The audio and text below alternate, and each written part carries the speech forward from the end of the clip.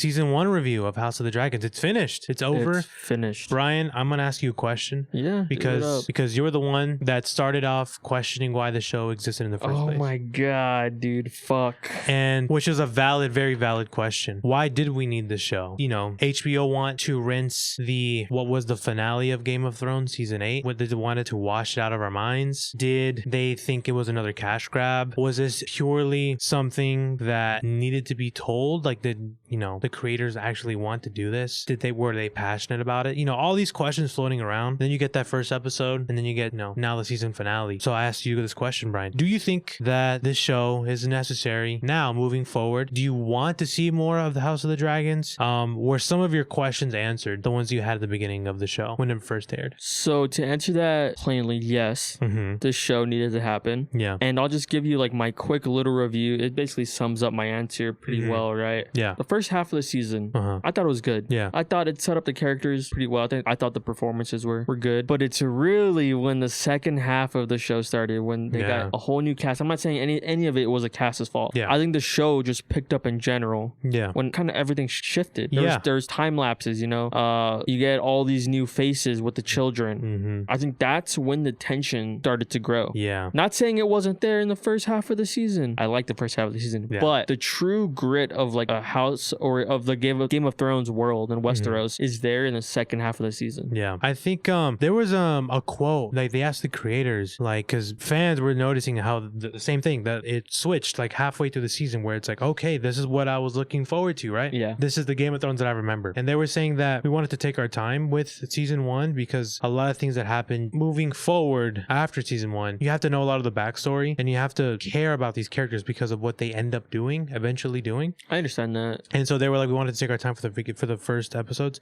I feel like they could have. I remember liking those episodes, but that's nothing compared to the second half of the season where momentum and just the whole narrative, like, you know, it switches pace. Like, it's more of like, okay, there's an objective, there's something is happening every episode, and you're like, I want to keep watching this. Whereas at the beginning, it was more of like, this is very interesting. Where's this going? This is very interesting. Where's this going? I could have felt like they could have set up longer, in my opinion. I feel like they could have done a whole season of setup. In my opinion, I know it's everyone's favorite character, Daemon Targaryen. Daemon Targaryen, the what is it called? I forgot what nickname they call him, but he's super popular in TikTok, on Twitter. I accidentally called him Matt Damon Targaryen. Matt Damon Targaryen. Listen, Matt Damon Targaryen. Yeah. I understand his character development. I think it's probably more fleshed out in the books. Yeah, no, yeah, I'm assuming so. Because towards the second half of the season, you just kind of get him looking around menacingly. Yeah. And I understand why. It's because they tried to set him up in the first half of the season as like this fucking badass. Yeah. As like this no rules, fuck you, I'm gonna do whatever I want. Yeah. There's that episode where he goes into battle and kills shit with his dragon. Literally. And it's insane. Yeah. But I remember exactly saying how that happened so fast. Like, they set up this evil villain. Yeah. By the next episode, he was gone. He's gone. And I feel like that was probably more fleshed out in the book. Yeah, for sure. And I understand that Matt Damon. I'm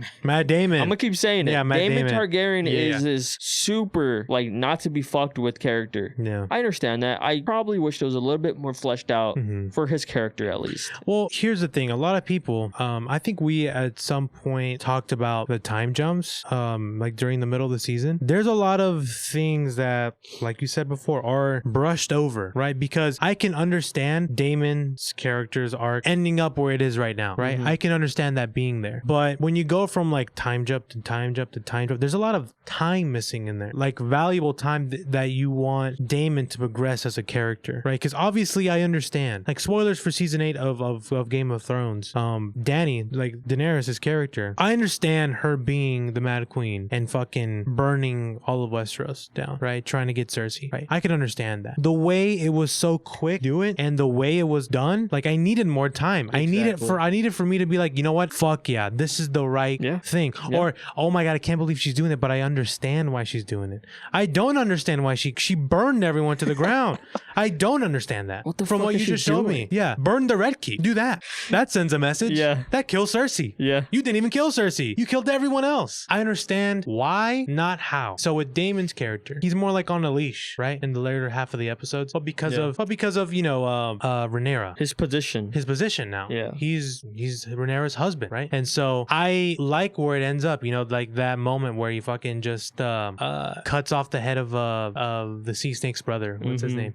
I forgot his name, but yeah, part like, of the Valerian. Yeah, or family. like he looks to her like, should I do it? And she's like, yeah. Like she nods her head, like, yeah, of course. Or like in the moment where he's like, I would rather like feed my kids to the dragons than like bend the knee for like your super usurper cunt of a king or whatever. And he's like, I'm ready to throw down right now. And Rhaenyra's like, no. It's like, okay, but Rhaenyra has kind of like she's gonna have an arc for sure, like an arc where I am more, my favorite character is Rhaenyra, obviously, which is very basic. I know, I understand that she's the main character. She's my favorite character because the overall arc, I can see that arc now. I can see why in the future she might commit war crimes. Yeah, she might do this shit, or because of everything that's happened to her. Well, spoiler alert. Spoiler alert. Yeah, her kid dies. Literally, whether it's accidental or not, her kid is dead. Yep. And her, like, in a span of like 2 days, her father, not in a span of 2 days. Yeah, her father dies.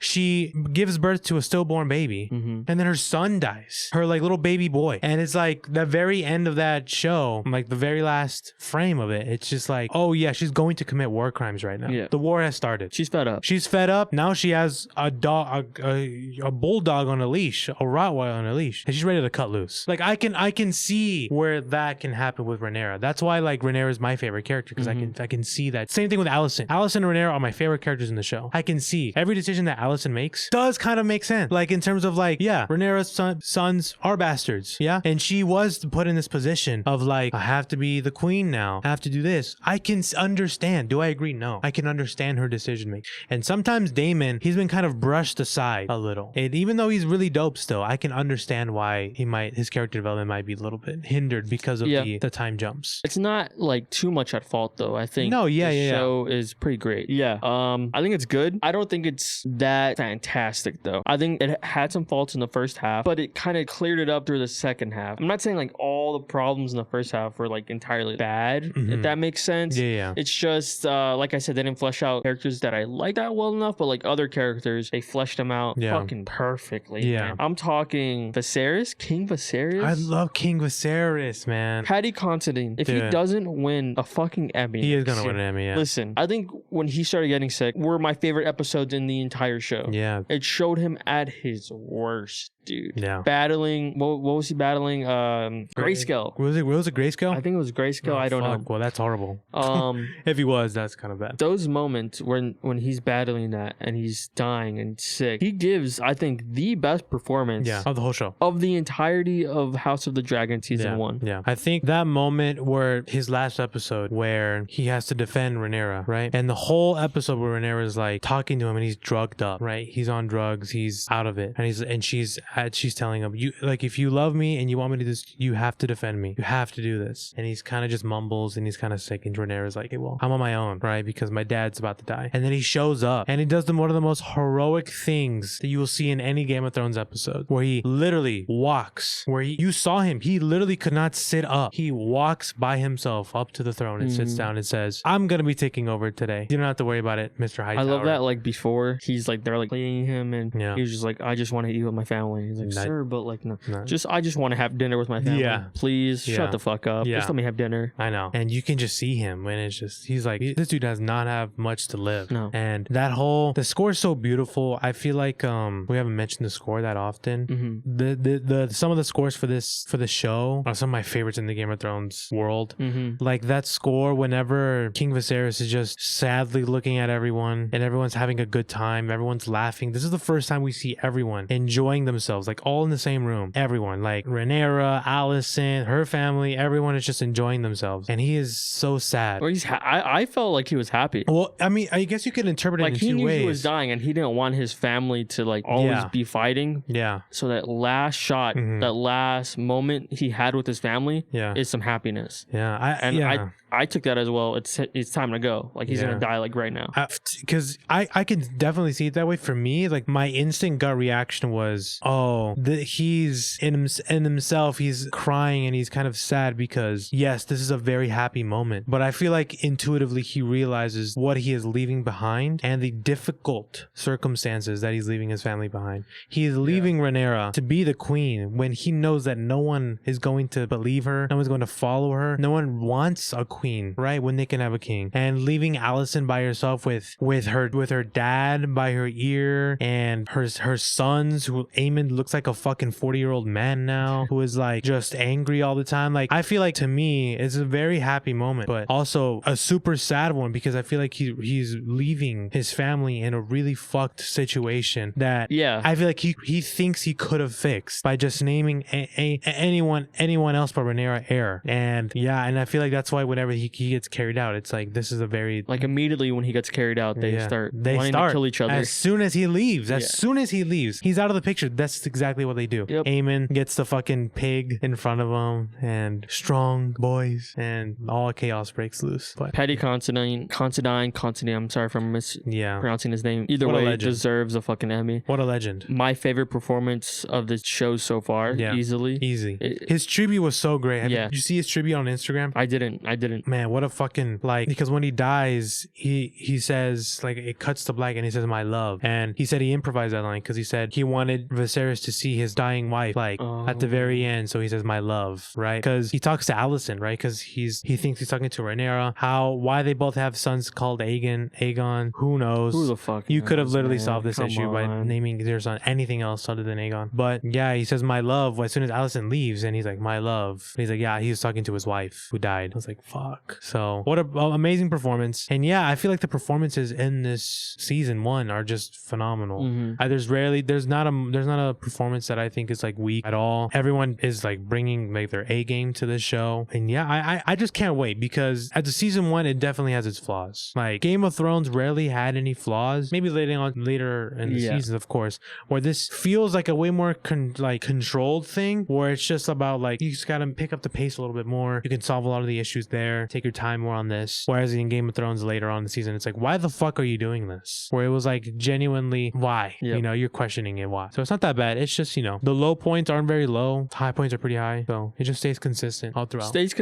Last episode, what'd you think of it? The last episode, I liked a lot. I did. I was shocked because I don't read the books. I know some people were mad at us because they're like, why are you talking about the show? This I is read why the the books. show is the thing. It's so funny. But I was genuinely shocked. Well, as soon as I saw Aemon's dragon there, I knew this dude's fucked, right?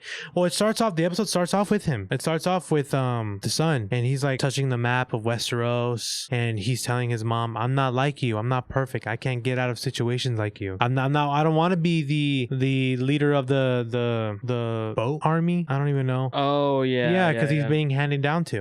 And she's like, don't worry, like, you'll be fine. And throughout the whole episode, he's like, I'm not you, mom. And he isn't. That's why he fucking died. And it's so tragic to see that shit. Like, the moment I knew is like like the whole, it's raining and he lands there and you see the fucking huge dragon. I was like, this dude's a goner. I'm like, this dude's a fucking goner. And I'm so pissed. From that point, you can't stop looking at his scared face. I know. He's just terrified the entire time. And he does act brave, which is... He does. He's a brave little kid, man. And just like going to a dragon to another island to be like, hey, man, my mom wants to work with you. Do you have... No? Okay, I'll get going. I'll get going. See you later. And then he's like, Aemon's like, I want your eye. And it's just like, fuck, dude. People online are like sympathizing with Aemon. They're like, no, he does deserve his eye. It's equal. I'm like, you guys are fucking monsters, bro. Yeah, that dude's a fucking asshole. Yeah, you guys are monsters. He might look cool, but he's an asshole. This dude's an anime supervillain, but I get it. He's dope. But yeah, he's a kind of an asshole, bro. But I really enjoyed the last episode. I feel like it's I don't know, it adequately set up. Like, I'm excited for season 2 now because of it. I'm super excited for season 2. Yeah. The thing with me is I felt like we were going to get a lot more in the last episode. Yeah, that's true. But that's my fault. I was expecting so much. I need war like right now. I need Allison or Rhaenyra to be face to face, like going at war. But it didn't happen that way. We got more of like a slower ending. Yeah, where they're still like obviously spread out from each other. Yeah, the main family and her kid dying. Her kid dying was cool. It was kind of unexpected for me, at least. Yeah, I thought Aegon was just gonna fool with him. Like, I might kill him. Might not. Who knows? Well, I don't think he didn't mean to kill him. No, he did not mean to kill him. That starts the war. You're a kinslayer. You're Kinslayer. You really are. Like, It was you just start funny. the You just war. see his face. He's like, wait, I did Yeah. not mean to fucking do that. Well, there's moments in that fight, in that chase, where he can't really control his dragon. Like, he's like, It's so stop. big. No, and the dragon's like a fucking war criminal, dude. Like, that dragon's been in wars, a war vet. That dude's like, I'm gonna play around with this dragon. I'm gonna eat it. Yeah. And yeah, I think even the son's dragon. We keep saying his name, we keep forgetting his name, but he's like, no, and the dragon blows fire to the huge ass dragon. It's like, what do you expect now? And Naaman's like, I can't control this fucking thing. But he's like, stop. I like some of the shots in that scene where compared to his little dragon, Dude, you get the ginormous dragon floating above him, above the clouds. I thought that was pretty cool. Dude, that dragon isn't even as big as the Aemon's dragon's face. Like, tiny compared to this dragon. So I'm like, I don't know how this is gonna get out of there. Yeah, I thought it's interesting that he died. I knew someone was going to have to die. Yeah, it just happens in fucking Game of Thrones world. Yeah. But it does set up really well into the next season. Yeah, I mean, we're going to we're gonna see the Starks next season. Yeah, we confirmed. are. Seeing the Starks, because that's where the other son went. He went to what, the north. Where the Starks from? Winterfell. Look how big of a fans we are. Yeah. Of Game of Thrones. They're going to Winterfell. So Winterfell season 2. We're gonna see some Starks. Gonna be kind of fire. It's gonna be cool. Everyone loves the Starks, I guess. The show's overall pretty good. Yeah, the show's pretty good. It's not insanely great yet, right? No, yeah, like look, it's gonna sweep Emmys for sure. We know this, right? But yeah, hey, Patty Considine. Yeah, he let's does. Get him that Emmy. Yeah, let's get him that Emmy for sure. I'm saying, and Allison too. Yeah, Two of my favorite characters. Olivia Cook is phenomenal. Olivia Cook is amazing. Phenomenal. I love Olivia Cook. Yeah, both of them really deserve it. Just throw them at all of them, dude. Fuck it. Yeah, Emma Darcy will probably have more award consideration post season 1. Yeah, because season 1 is more about how they are going to tackle Rhaenyra, and now Rhaenyra is like, okay, I'm the Black Queen. Y'all get behind me. I just liked watching Alicent's rise to that position. Hell yeah, bro. She's the best. Yeah, she literally is the best. She's like, I don't really want to fucking be here right now, but I guess I have to. And now it's like, there's this one scene where the next episode where King Viserys dies, and they're all in that war meeting. My God, yeah. And she's like, you've been meaning to kill Rhaenyra this whole time behind my back. And this guy's one of the council people starting to, no, queen, blah, blah, blah. And she's like, shut your mouth before I send you to the wall or something. She says something where she like snaps at him. She's like basically saying like, shut the fuck up before I send you to the fucking wall right now. And she's like trying to think. She's like, wants to do what's best, right? But she's like, I heard my husband. He said my son is gonna be the king and unite the kingdom. She's not wrong. Yeah. That's what he said. Yeah. And so that's why I understand Alicent. That's why